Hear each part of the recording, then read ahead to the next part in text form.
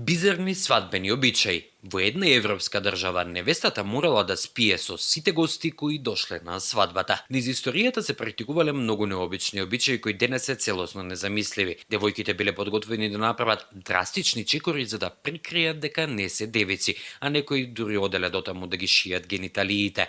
Девојките ја лажирале невиноста со суњери натопени во крв. Лажната невиност била доста честа појава во Европа во текот на 19 век. Во Француска Полинезија, во архипелагот Маркис, се практикувал обичајот дека невестата морала да спие со сите мажи кои биле поканети на незината свадба, а прворедот бил најстариот човек, а не младоженецот. Во Европа исто така постоело право на прва брачна ноќ, но во некои документи се наведува дека ова право не било користено. Имено, станувало збор за тоа дека благородниците би можеле да положат право на невиноста на новопечената невеста. Имало начин селанецот да ја спаси невиноста на својата млада сопруга со плаќање данок. Невиноста требало да се плати во некои земји во светот, а во африканската земја Бенин. Мајката на невестата ветува дека ќе ја плати доколку остане невина до првата брачна ноќ. За да ги добие парите, невестата треба да докаже дека таа навистина била невина, покажувајќи на својата мајка крвава постелнина следното утро. Овој обичај широко се практикувал во историјата не само во Африка, туку и во Европа, и не е изненадувачки што девојките